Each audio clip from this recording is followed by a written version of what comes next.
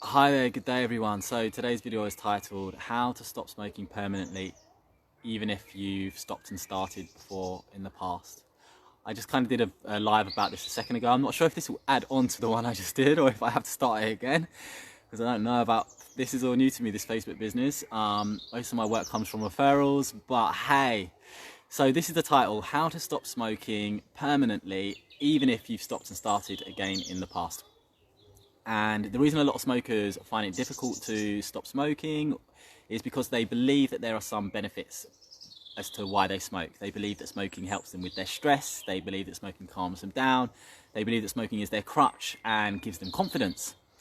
And these essentially are all illusions, all illusions, all illusions. And the reason that some people stop for maybe 6 weeks, 6 months, 6 years, and then end up starting smoking again, 5 months, 5 years, whatever. These people that end up getting tricked into smoking again is because they believe that there's some benefit behind their smoking. They believe that smoking gave them something. So in the future, when a stressful situation arises, they're like, you know what, fuck it, I'm gonna have a cigarette. I need a cigarette right now. But the reality is that's a complete and utter lie. Literally, it's complete and utter bullshit. Smoking never actually gave anyone anything.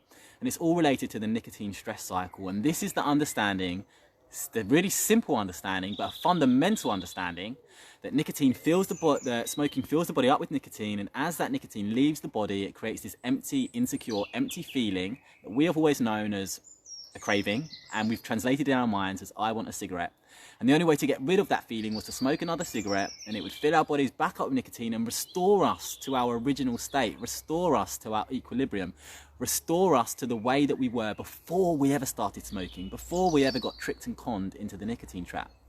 But because that's our experience, we think, wow, smoking must really help, smoking must really benefit me, smoking must calm me down, because 3 hours, I haven't been smoking for 3 hours and I felt agitated, and as soon as I smoked that cigarette, now I feel good again. But no, smoking caused that agitation, smoking caused that stress, smoking caused that uncomfortable feeling and then promised to relieve it only with another cigarette. It's essentially like wearing really, really tight shoes just to have the pleasure of taking them off. No human being would ever do that. No human being is that stupid. But for some reason, we all get tricked into, well, so many of us get tricked into smoking, which is exactly the same thing. And it's not our fault that we got tricked. It's really not our fault. Literally, the tobacco industry spends millions and millions of dollars meeting with Hollywood stars, meeting with Hollywood directors, meeting with magazine publications, meeting with the media, and they sit down and they discuss, okay, we're going to have these smoking characters in your movie and we're going to pay you this much. And this is the myth that we want to perpetuate.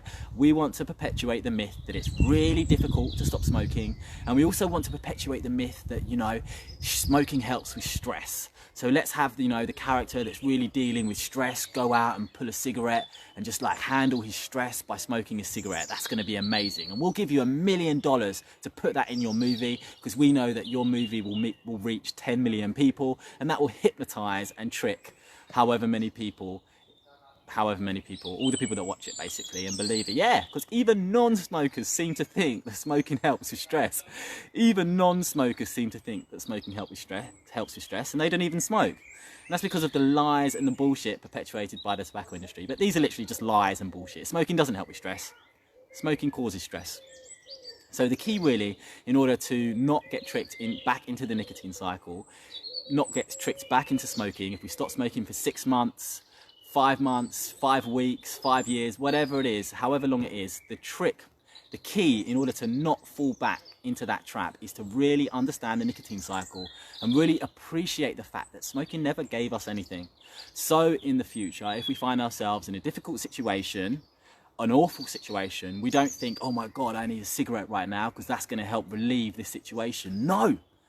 All that cigarette is going to do is make the situation worse. All cigarettes have ever done is make situations worse. It's really key. It's fundamental, in fact, fundamental that every smoker understands the nicotine stress cycle. Fundamental. Hey, Patricia. Fundamental. So everyone, it's Paula. Hey, Paula. Fundamental that everyone understands the nicotine stress cycle if they want to remain happy, permanent non-smokers. Really, really so important. And again, the video might cut out because I'm in the garden. If it does, I've given the bulk of the information, but I'll keep going for now. The understanding is that the nicotine fills your when you smoke, nicotine fills your body up with smoking fills your body up with nicotine, and as that nicotine starts to leave the body, it creates this empty, insecure, stressful, agitated feeling that can only be relieved by another cigarette. Literally. Before we started smoking, we didn't need cigarettes. Before we started smoking, we never contemplated having a cigarette for stress. We just dealt with stress in whatever way we did. It's funny that non-smokers don't need cigarettes to handle stress. Non-smokers don't need cigarettes to calm themselves down. Only smokers seem to. And the reason behind that is because that stress, that agitation, that uncomfortable feeling was created by the previous cigarettes. And that stress, that agitation, that uncomfortable feeling is literally just nicotine leaving our bodies. Because as soon as we put out a cigarette, our bodies are amazing healing machines that start to expel the nicotine, and that is that uncomfortable feeling. Our body's healing us.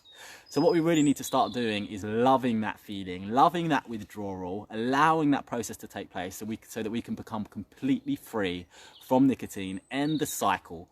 Because as long as we keep smoking and filling our bodies up with nicotine, we're going to keep going through this process. And the reason it's called the nicotine cycle is because our bodies, as I say, are amazing healing machines, and eventually and over time we become immune to the drug. We become immune to the drug because our bodies are like, okay, there's no way that you can possibly be poisoning yourself on purpose. No living creature is that insane. So I'm going to do you a massive favor, human being. I'm going to make you immune to this drug. But it's kind of like not really a favor because we end up having to smoke more to bring our nicotine levels back up to the original state that they were when we first started smoking. That equilibrium, that normal level that we had, that non-smokers experience. Essentially, every smoker is only smoking to feel like a non-smoker. Every smoker is smoking to make themselves feel normal. But the only reason that smokers don't feel normal is because of the nicotine withdrawing from their body, because they keep smoking cigarettes, because they keep perpetuating the nicotine cycle.